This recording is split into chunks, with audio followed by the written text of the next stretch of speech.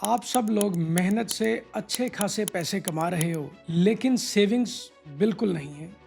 महीने के एंड तक आपके पास कुछ भी नहीं बचता। इस प्रॉब्लम का रीजन आपकी सैलरी नहीं, आपकी मनी हैबिट्स हैं। तो इस वीडियो में हम बात करेंगे ऐसी 5 गलतियों की जो हर मिडिल क्लास आदमी कर रहा है। और इस वीडियो में हम सिर्फ गलतियों के बारे में बात नहीं करेंगे, उन गलतियों की जो सॉल्यूशंस हैं उनके बारे में चर्चा करेंगे। पहली गलती जो हम लोग कर रहे हैं कि हम बजटिंग नहीं करते और बिना सोचे समझे खर्च कर रहे हैं। जैसे ही सैलरी आती है तो आप उसको बिना सोचे समझे खर्च करना स्टार्ट कर देते हो, ये सोचकर कि आपके पास बहुत सारे पैसे आ गए हैं।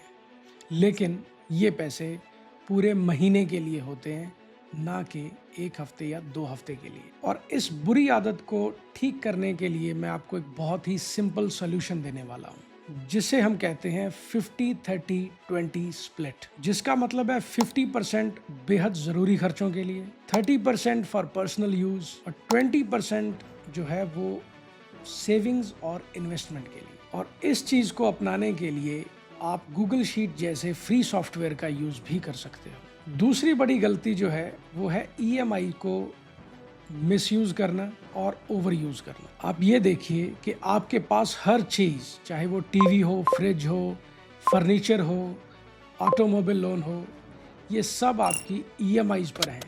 जैसे कि आप इन चीज़ों के ओनर नहीं, इन चीज़ों को किराए पे लेके बैठे हो। और इसका सिंपल सोल्यूशन ये है कि आप चीज़ को बाय करने से पहले ये सोचिए कि क्या मैं ये चीज़ कैश में ले सकता हूँ बिना ईएमआई के, और अगर नहीं तो चीज़ें वेट कर सकती हैं और सब कुछ अभी के अभी लेना ज़रूरी नहीं है। थर्ड मिस्टेक है नो इमरजेंसी फंड। किसी भी इमरजेंसी सिचुएशन में जब फंड्स नहीं होते तो हम अपने क्रेडिट कार्ड की जो भी ये फैसिलिटी है उसको मैक्स यूज़ कर देते हैं, जिससे कि आपका लोन जो है वो और बढ़ता चला जाता है। इसका सिंपल सोल्यूशन ये है कि आप अपने 3 से 6 महीने के खर्चे एफडी या फिर किसी लिक्विड म्यूचुअल फंड के रूप में रखें, और जब तक ये इमरजेंसी फंड क्रिएट ना हो जाए उससे पहले आप इन्वेस्टमेंट स्टार्ट ना करें। चौथी गलती सिर्फ और सिर्फ एफडीज के ऊपर रिलाई करना। एफडी एक सेफ ऑप्शन तो है,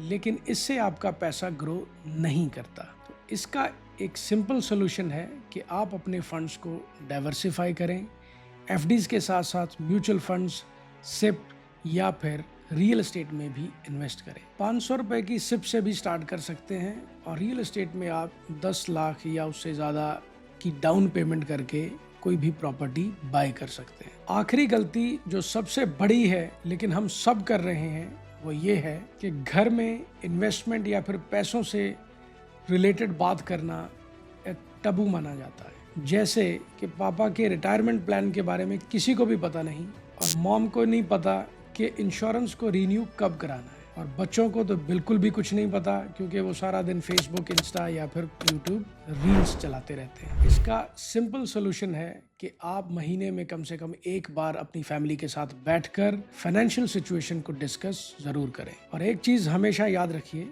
कि मिडिल क्लास में बने रहने का रीज़न इनकम नहीं, आपका माइंडसेट है। तो अगर आप ये 5 गलतियां आज से ही सुधारना शुरू करोगे तो आई एम श्योर कि 5 साल के बाद आपकी फाइनेंशियल कंडीशन बहुत बेहतर हो जाएगी। और अगर आपको हमारा वीडियो पसंद आया हो तो प्लीज़ इसको लाइक करें, शेयर करें और हमारे चैनल को सब्सक्राइब करें।